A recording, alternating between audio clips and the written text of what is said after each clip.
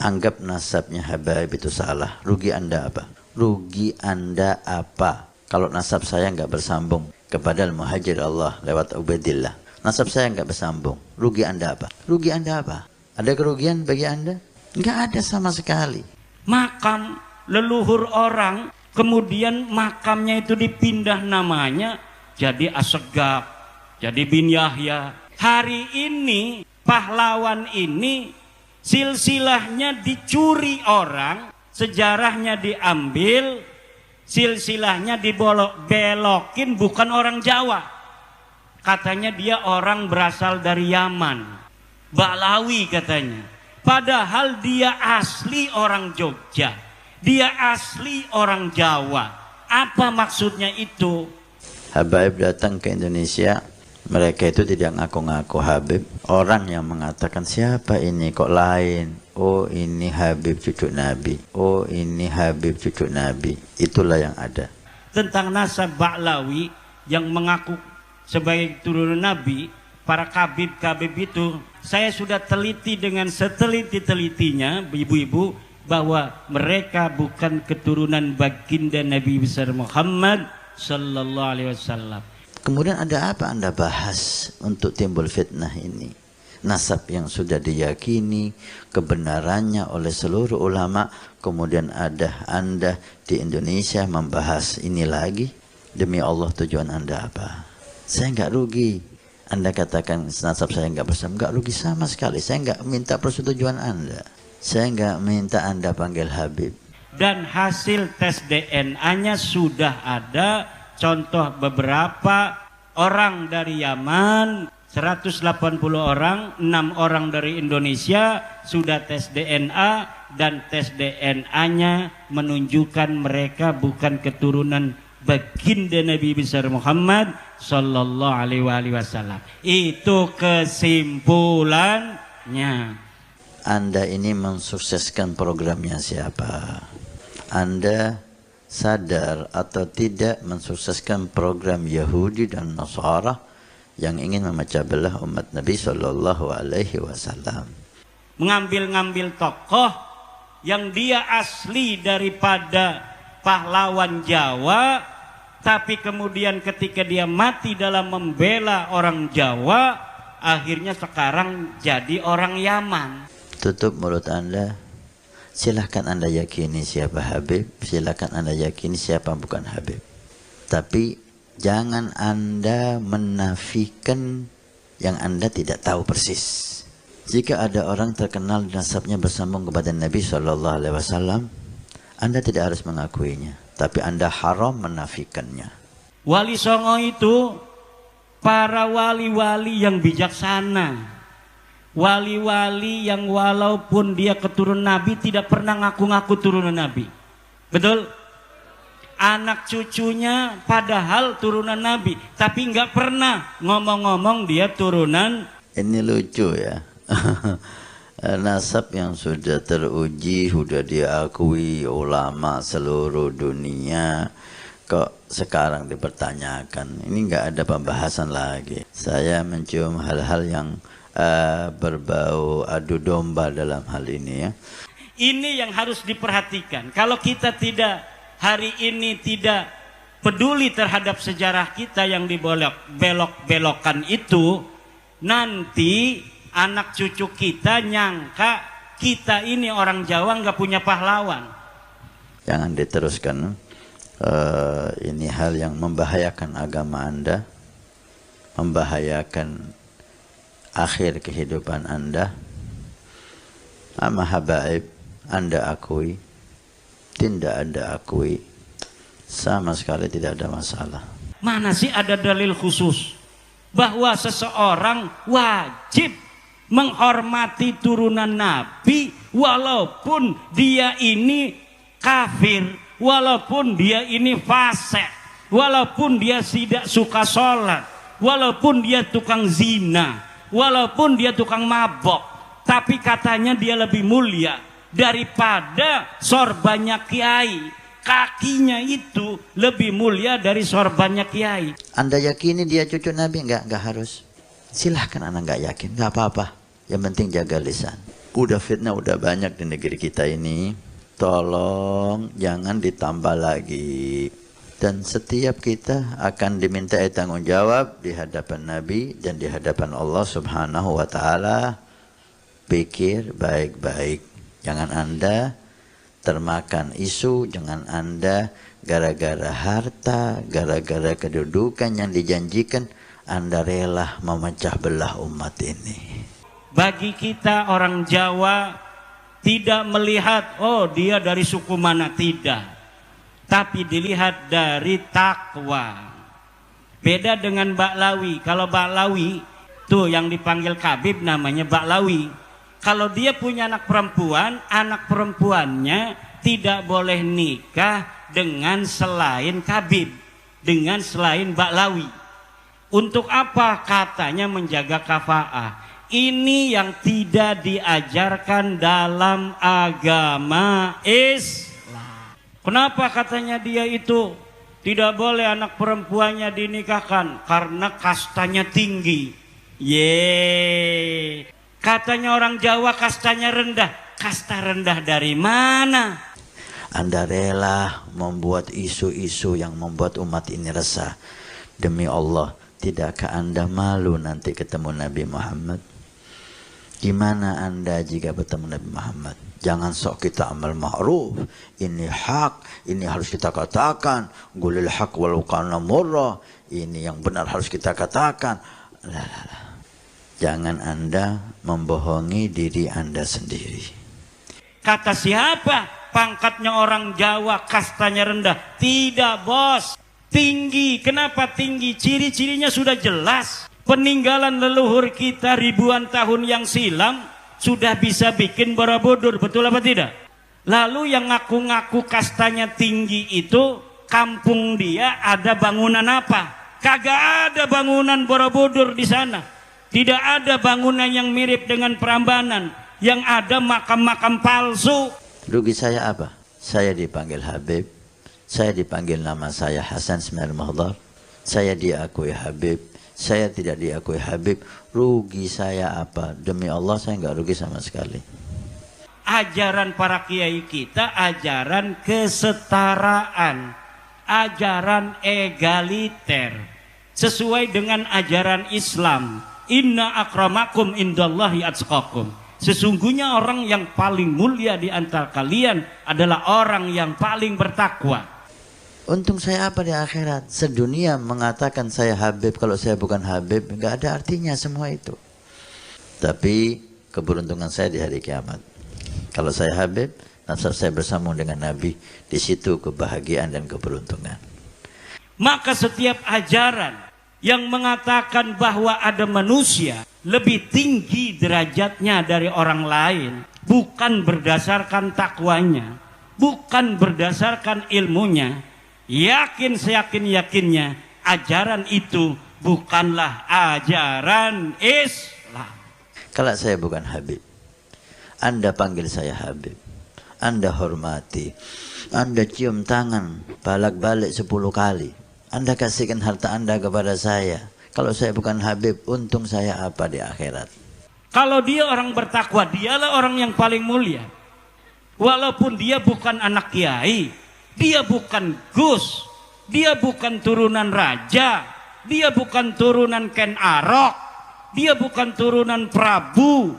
Tapi kalau dia mau sujud pada Allah, dia bertakwa, dialah orang yang mulia.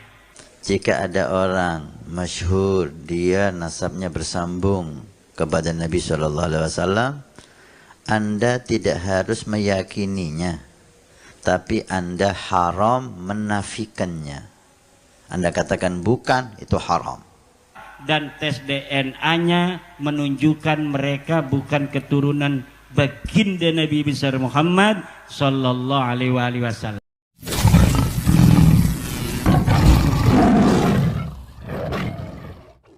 Bagi kita orang Jawa tidak melihat oh dia dari suku mana, tidak, tapi dilihat dari takwa.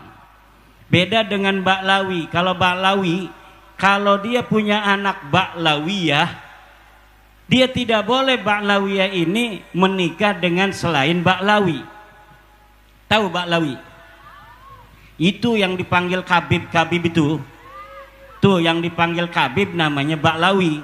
Kalau dia punya anak perempuannya tidak boleh nikah dengan selain Khabib, dengan selain Baklawi. Untuk apa? Katanya menjaga kafaah. Ini yang tidak diajarkan dalam agama Islam. Kenapa katanya dia itu tidak boleh anak perempuannya dinikahkan? Karena kastanya tinggi. Diguyup pitik. Katanya orang Jawa kastanya rendah. Kasta rendah dari mana? Kita bisa membikin Borobudur, betul tidak? Kita bisa membikin Prambanan. Leluhur kita itu raja-raja besar yang menguasai Asia Tenggara. Brunei dikuasai oleh orang Grobogan zaman dulu. Malaysia dikuasai oleh orang Grobogan. Thailand, Selatan, Singapura, seluruh Nusantara dikuasai oleh keberanian prajurit-prajurit Majapahit. Di antara prajurit Majapahit diambil dari Jogja, dari Grobogan, Seragen, Klaten, Banten dan sebagainya. Itulah turunan-turunan raja dan panglima-panglima Majapahit, orang-orang Jawa yang hadir, yang lahir hari ini. Kata siapa? Pangkatnya orang Jawa, kastanya rendah. Tidak, bos. Tinggi. Kenapa tinggi? Ciri-cirinya sudah jelas. Peninggalan leluhur kita ribuan tahun yang silam sudah bisa bikin Borobudur, betul apa tidak? Lalu yang ngaku-ngaku kastanya tinggi itu, kampung dia ada bangunan apa? Kagak ada bangunan Borobudur di sana. Tidak ada bangunan yang mirip dengan Prambanan. Yang ada makam-makam palsu. Makam-makam yang katanya makam orang, tapi kalau dilihat dalam sejarah, tidak ada sejarahnya bahwa di situ dulu ada makam orang. Makanya hati-hati di Grobogan, takut ada leluhur kita makamnya nanti pindah jadi makam nama orang lain. Zaman sekarang banyak orang malsuin makam, Bu. Makam leluhur orang, kemudian makamnya itu dipindah namanya jadi Assegaf, jadi bin Yahya. Itu di mana yang ibu kota Jawa Tengah, Semarang, ada sebuah makam Panglima Perang Yogyakarta. Panglima Perang Yogyakarta ini namanya KRT Sumodiningrat. KRT Sumodiningrat asli orang Jawa. Dia ini bapaknya Jawa, dianya Jawa, ibunya Jawa, anaknya Jawa, keturunannya sampai sekarang masih ada orang Jawa semua. Tapi makamnya Panglima Perang ini yang waktu itu dia mati perang melawan penjajah Inggris. Karena kita pernah dijajah Belanda, beberapa tahun juga pernah dijajah Inggris, Bu. Di sekitar Jogja, Solo, Grobogan ini pernah dijajah Inggris. Ada panglima perang namanya Kanjeng Raden Tumenggung Sumodiningrat. Dia perang melawan penjajah, kemudian dia mati. Setelah mati, dimakamin di jejeran Jogja. Hari ini pahlawan ini silsilahnya dicuri orang, sejarahnya diambil, silsilahnya belokin, bukan orang Jawa. Katanya dia orang berasal dari Yaman, Baklawi katanya. Padahal dia asli orang Jogja, dia asli orang Jawa. Apa maksudnya itu? Mengambil-ngambil tokoh yang dia asli daripada pahlawan Jawa, tapi kemudian ketika dia mati dalam membela orang Jawa, akhirnya sekarang jadi orang Yaman. Aneh apa tidak? Aneh. Ini yang harus diperhatikan. Kalau kita tidak hari ini tidak peduli terhadap sejarah kita yang dibelok-belokkan itu, nanti anak cucu kita nyangka kita ini orang Jawa nggak punya pahlawan. Leluhur kita orang-orang yang pecundang semua, nggak ada yang berani mati, nggak ada yang berani perang melawan penjajah. Kenapa? Buktinya itu yang jadi pahlawan, jadi ulama besar semuanya dari Yaman.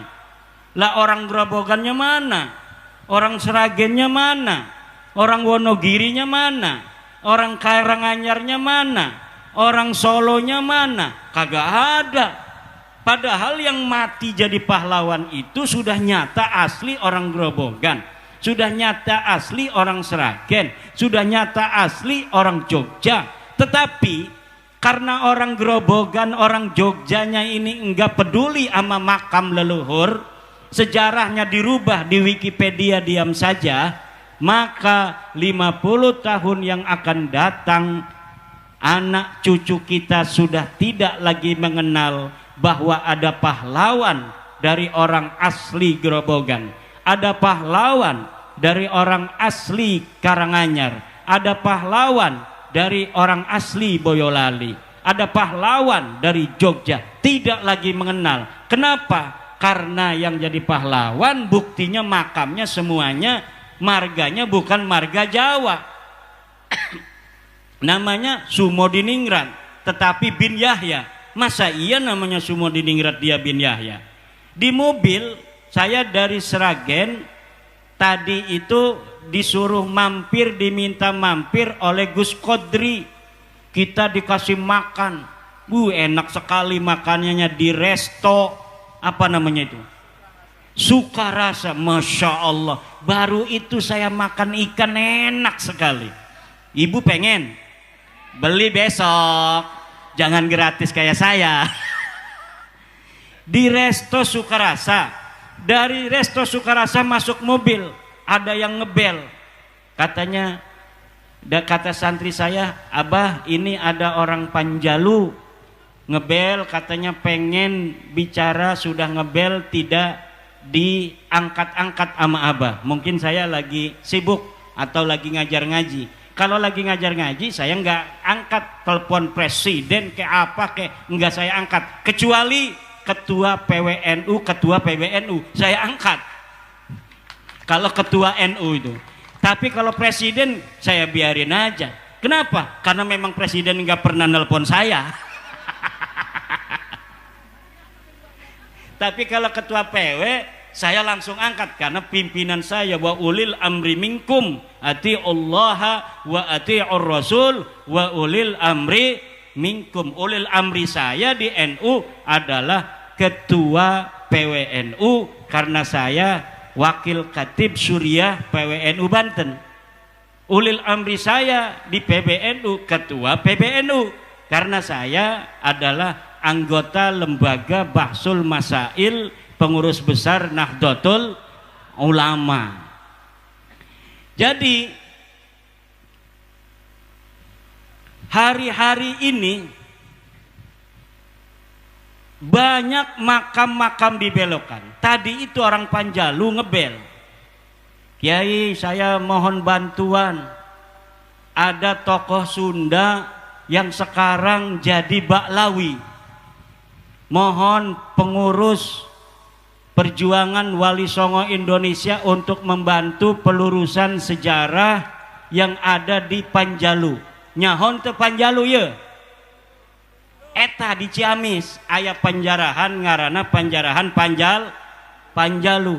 Katanya sekarang sudah dihabibkan, sudah dibaklawikan.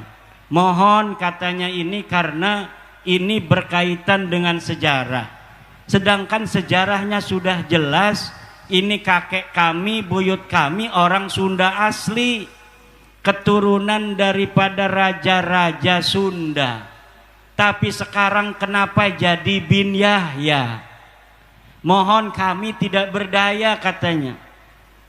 Perjuangan Wali Songo Indonesia lah harapan kami untuk bisa meluruskan makam-makam yang sudah dibelokkan. Insya Allah kata saya Kang, nanti setelah saya pulang dari Jawa Tengah, nanti saya akan koordinasikan dengan pengurus perjuangan Wali Songo Indonesia di Jawa Barat. Ini Bu, ada organisasi namanya PWI, apa? Perjuangan Wali Songo Indonesia. Punya tentara namanya Laskar Sabilillah. Apa namanya? Semuanya anggotanya orang NU. Kalau kita pakai nama Banser, pakai nama Pagar Nusa, ini terlalu organisatoris, koordinasinya lama. Maka orang NU yang sudah tercerahkan ini untuk meluruskan sejarah-sejarah pendiri NU, sejarah-sejarah kiai-kiai Jawa, kiai-kiai Nusantara, membikin sebuah organisasi namanya Perjuangan Wali Songo Indonesia. Laskarnya namanya Laskar Sabilillah. Ketuanya dan panglima tertingginya cucu daripada panglima tertinggi Hizbullah yang diangkat oleh Mbah Hasyim Asy'ari tahun 45-46 Surabaya, 45 ya, Surabaya perang. Dari golongan santri, panglima perangnya namanya Kiai Abbas dari Cirebon. Dia murid Mbah Hasyim Asy'ari. Nah sekarang cucunya ini yang menjadi panglima tertinggi Laskar Sabilillah. Jadi kakeknya dulu panglima Laskar Sabilillah waktu perang melawan sekutu. Sekarang cucunya kembali menjadi panglima Laskar Sabilillah. Anggotanya kebanyakan Banser dengan Pagar Nusa. Banser dan Pagar Nusa, tetapi kalau jadi PWI pakai bajunya Laskar Sabilillah.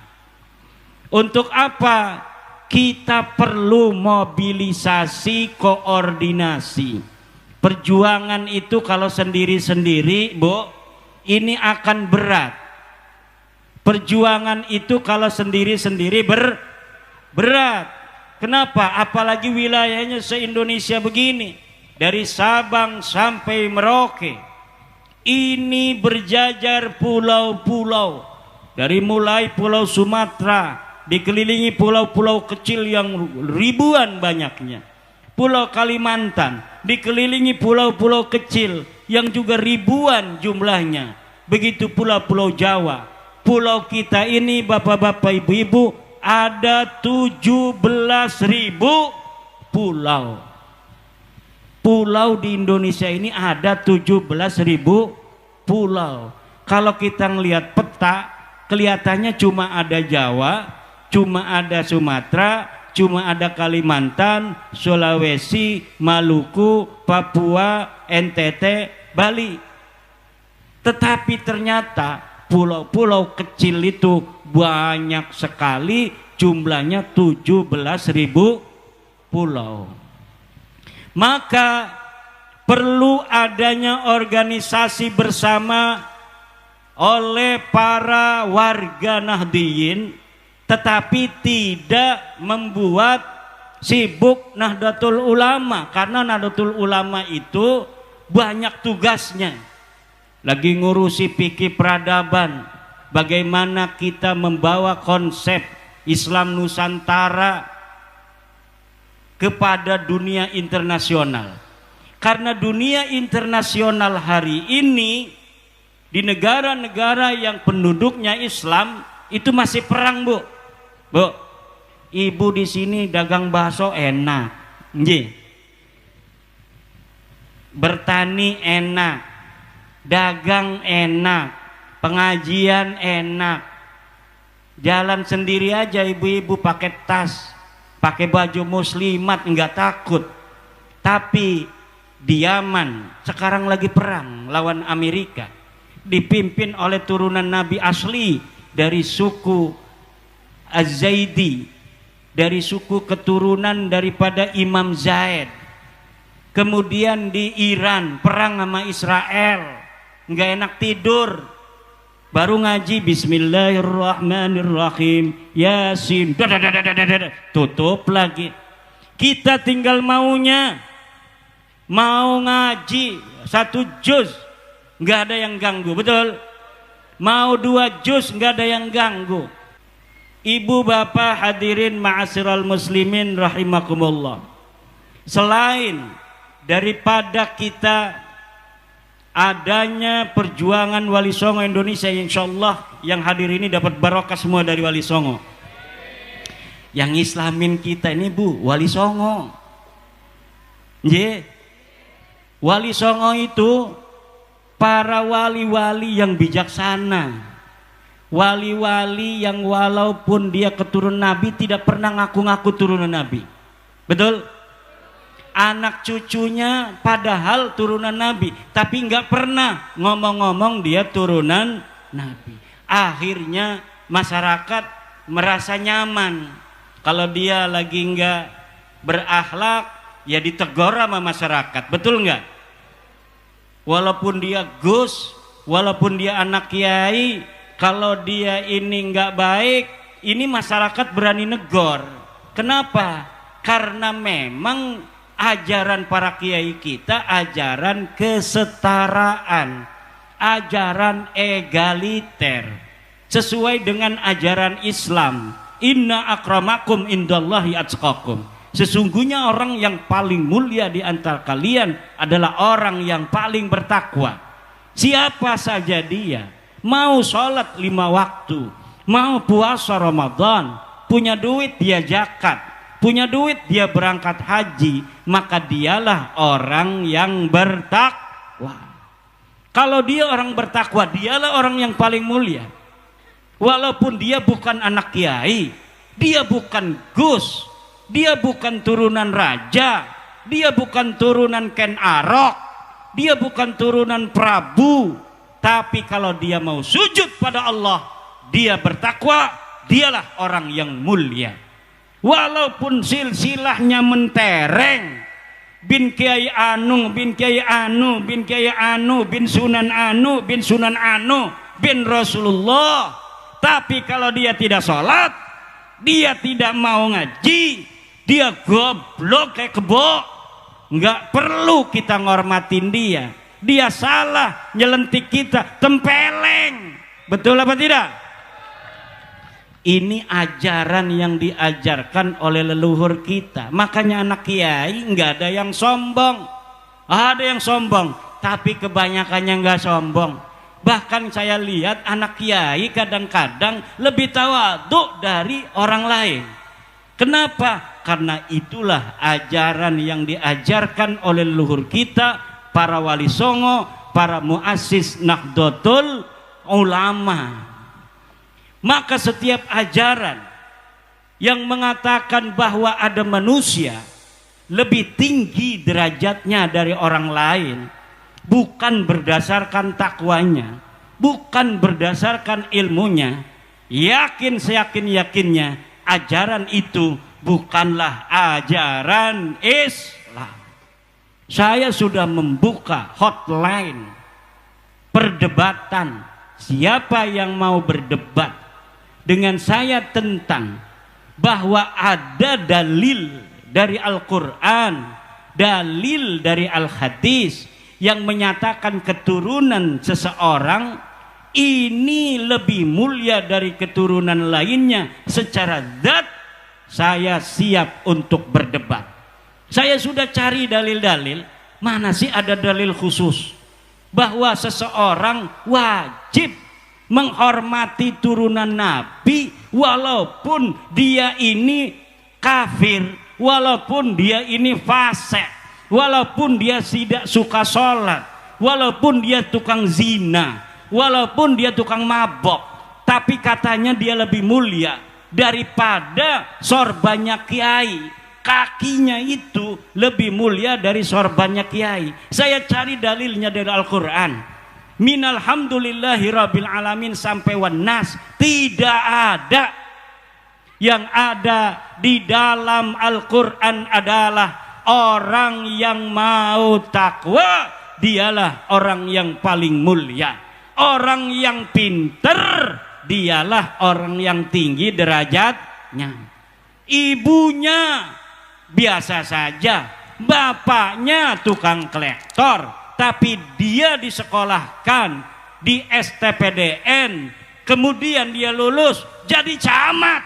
Ini Indonesia loh. Nggak bisa katanya kalau ibunya biasa saja, bapaknya tukang kolektor, sekolah di STPDN, nggak bisa. Tidak ada. Di Indonesia siapa saja bisa jadi camat.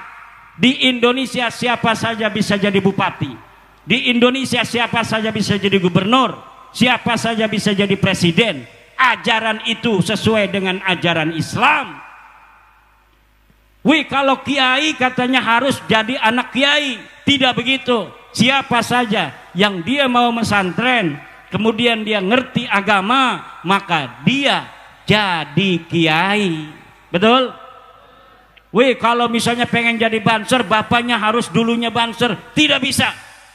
Siapa saja yang mau berjuang untuk ngurusi NU, mau ikut latihan Diklatsar, kemudian dia ikuti peraturan, jangan joget-joget kalau di dangdutan, maka dia bisa jadi banser. Tidak harus bapaknya banser. Yang jadi pagar nusa, turunan bapaknya harus dulunya pagar nusa. Tidak. Siapa saja yang mau masuk pagar nusa, ingin jadi kesatria Nahdlatul Ulama yang menjaga para kiai, menjaga Nahdlatul Ulama, boleh. Siapa saja yang mau bergabung. Enggak ada gajinya ini, itu mah perjuangan. Tetapi Bu, saya punya kakak. Kakak saya itu dagang aja. Dia dari pesantren, balik pesantren bukannya ngajar ngaji, dagang aja di pasar. Waktu dia dagang 15 tahun, nggak bisa naik haji. Dia nggak kebeli mobil. Tapi pas dia khidmah di Nahdlatul Ulama, ngajar ngaji kepada anak-anak kecil, akhirnya sekarang dia punya mobil, dia bisa berangkat haji. Alhamdulillah. Itu kebarokahan. Jadi waktu dagang mah dia nyelengin aja, kadang ada aja. Udah nyelengin pas ada kebutuhan, habis lagi. Betul tidak? Pas dia udahlah katanya, saya kayak adik saya aja, ngajar ngaji santri. Akhirnya dia ngajar ngaji santri anak kecil-kecil, kemudian dia khidmah di Nahdlatul Ulama, dia khidmah pada masyarakat, akhirnya Allah berikan rizki dari yang lainnya. Sekarang dia sudah punya mobil, sudah berangkat haji. Keberkahan itu banyak caranya, walaupun dia tidak niatin. Dia hanya capek aja, dagang capek katanya, udah ngajar ngaji aja. Bukan pengen kaya, bukan. Jadi kita apapun dalam perjuangan ini, yang kira-kira Allah melihat itu adalah perjuangan yang harus ditempuh oleh pejuang. Karena Bu, tidak setiap perjuangan itu mau orang itu ikut berjuang. Tidak. Dari zaman dulu kesatria adalah orang yang berjuang untuk orang lain. Pada saat yang sama orang-orang kaya pada zamannya nggak mau ikut berjuang. Tetapi dalam setiap masa Allah pasti munculkan jiwa-jiwa orang yang kadang-kadang dianggap orang lain tuh aneh. Aneh. Kenapa dia mau ikut PWI? Kalau mau acara kumpulan nggak dikasih ongkos. Kalau misalnya pulang, ya masing-masing pulang. Kadang-kadang nggak ada makan. Tapi kenapa dia mau? Karena jiwanya sudah dicatat sebelum dia dilahirkan untuk jadi pejuang. Kalau orang-orang biasa, dia mikirnya, apalagi pedagang, untung kagak. Kalau nggak untung, nggak mau. Untungnya apa? Ininya apa? Pejuang itu tidak mikir begitu. Kalau misalnya semua orang zaman dulu tahun 45 itu pedagang semua, nggak bakal merdeka Indonesia. Kalau orang Surabaya yang jumlahnya mungkin dulu ratusan ribu atau mungkin jutaan, itu semuanya pedagang yang kalkulasinya untung rugi saja, tidak ada perang 10 November yang dengan perang 10 November itu Indonesia menjadi tetap merdeka sampai hari ini. Tapi karena ada pejuang yang sudah dicatat di Lauhil Mahfuz bahwa dia akan menjadi pejuang, di antara mereka ada yang selamat, namun banyak juga di antara mereka mati berkalang tanah, tertembus peluru musuh, bahkan kepalanya pecah. Kadang tidak ada yang mengenali, kadang tidak ada yang menguburkan, tetapi setiap perjuangan itu tidak ada yang sia-sia. Dari orang-orang pahlawan tadi kenal, kebanyakan akan muncul para keturunan-keturunan pejuang yang luar biasa. Ketika kita selusuri silsilah kita kok enggak ketemu siapa-siapa, enggak bakal ketemu karena kamu keturunan pejuang-pejuang yang tidak dikenal. Tapi ketika hari ini kamu mau berjuang, mau ikut Pager Nusa, mau ikut Banser, itu menandakan bahwa leluhurmu bukan sembarangan. Kalau orang jadi tentara nasional Republik Indonesia, walaupun digaji, gajinya kecil, tapi kenapa tentara nasional Republik Indonesia itu banyak orang yang mau untuk masuk jadi tentara, yang resikonya mati kalau dikirim ke Papua. Dikirim ke Papua resikonya mati. Dia bisa menembak, dia juga bisa tertembak. Gajinya cuma 4 juta. Kenapa mereka mau? Karena mereka dicatat sebagai kesatria. Kesatria negara. Para santri, para kiai punya kesatria juga. Siapa kesatria para santri? Adalah Banser, Pager Nusa. Sekarang tambah lagi NU itu punya kesatria tempur, Kopassusnya, yaitu PWI Laskar Sabilillah. Untuk acara formal bisa pakai Banser formal karena strukturnya masuk sebagai Banom. Tapi PWI tidak masuk struktur dari Banom NU. Dia hanya dibentuk oleh orang-orang NU yang cinta pada NU, cinta pada kiai NU, cinta pada sejarah NU, cinta kepada warga NU. Dia ingin berjuang untuk NU, untuk masyarakat NU, untuk makam-makam leluhur para kiai-kiai NU. Kalaupun dia itu tidak ada koordinasi secara khusus dengan pengurus-pengurus di setiap tingkatan, itu masih ditoleransi. Kenapa? Karena PWI bukan Banom daripada NU. Bu, ngeliatin saya gimana? Ini pas, ini cocok jadi menantu ini. Alhamdulillah. Itu tadi istri saya. Nggak kedengeran kan sekarang, mah jauh. Kalau di sini nggak berani saya tadi.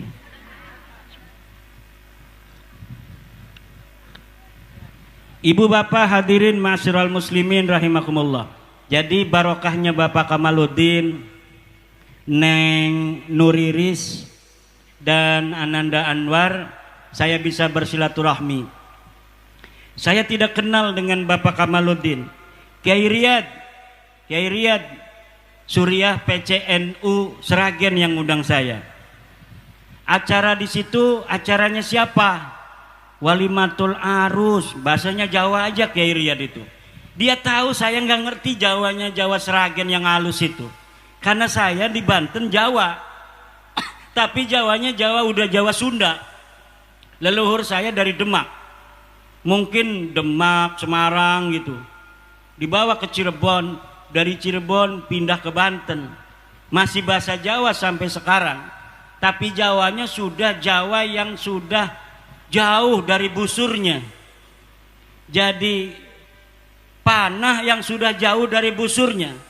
Jadi bahasa Jawa bahasa Jawa, tapi kalau orang Jawa sini ngomong banyak bahasa Jawa sini yang saya nggak ngerti. Tapi namanya Kiai Riyad, Dia ngomongnya dalam aja. Kata saya, apa sih mananya ini? Saya kan pantangan, malu kalau nanya apa maksudnya. Saya enjih aja, enjih. Padahal saya nggak ngerti. Kata Kiryat, biar Kiai bisa bahasa Jawa sini, karena dulu leluhurnya orang sini. Saya juga masih ada dari Kanjeng Sultan Hadiwijoyo. Kanjeng Sultan Hadiwijoyo, orang sini kan, orang Seragen, orang Grobogan. Alhamdulillah, barokah. Kata saya, Yai Riyad, itu siapa yang bikin acara Walimatul Arus? Ngundangnya saya, Pak Kamaluddin Walimatul Arus. Saya tanya, katanya dia adalah pengurus Majelis Wakil Cabang NU. Udah klop. Kenapa? Karena saya cinta Nahdlatul Ulama. Saya pengurus MWCNU 2003. Ketua MWCNU Kecamatan Kresek. Kemudian tidak di PC, langsung ke PW. Tahun 2001 kemarin, 2001 apa 2022 di Lampung itu saya jadi lembaga Bahsul Masail PBNU. Jadi ketika diundang oleh sesama pengurus MWC, karena sayanya dulu pengurus MWCNU, sayanya seneng. Insya Allah ini juga merupakan dihitung oleh Allah sebagai silaturahmi antar warga Nahdlatul Ulama. Mudah-mudahan kita berdoa Bapak Kamaluddin diberikan oleh Allah kebahagiaan dunia akhirat, pangkatnya oleh Allah ditinggikan, keluarganya derajatnya, anak-anaknya dan keturunannya ila yaumil qiyamah. Kata saya, ini acara Walimatul Arus masa ngundangnya ahli nasab? Karena saya ini kan lagi membahasnya bab nasab aja. Nanti bagaimana ngomong perkawinan, tapi yang dibahas nanti nasab baklawi. Ya kudu itu katanya harus kan? Ya harus katanya bahas-bahas nasab.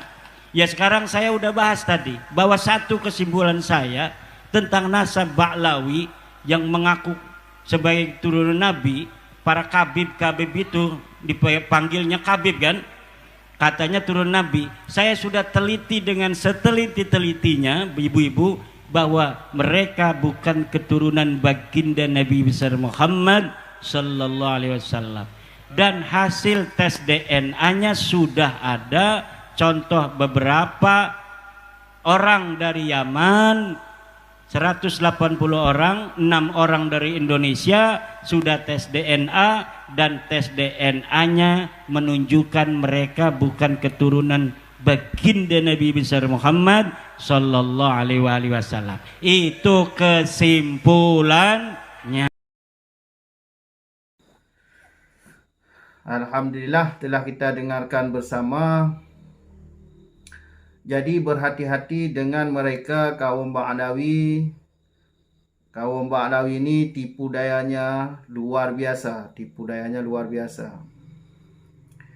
Kalau untuk orang awam, sangat terpengaruh dengan jubah dan sorban mereka itu.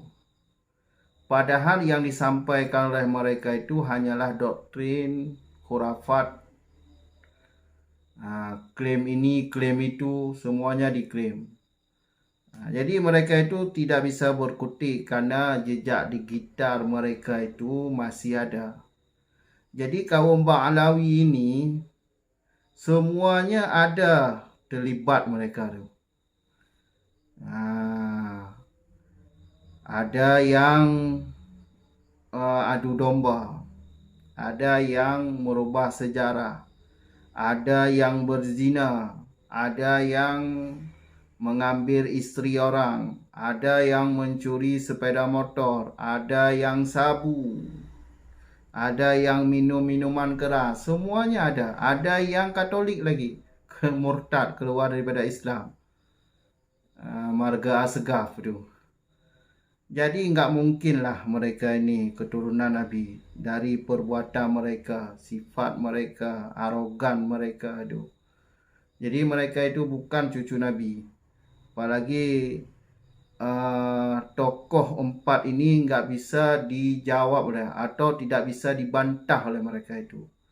Pertama itu tesis Kiai Imaduddin Utsman. Jadi belum bisa dibantah oleh mereka itu. Cuma framing dengan dibuat buku keabsahan habaib itu cuma framing itu.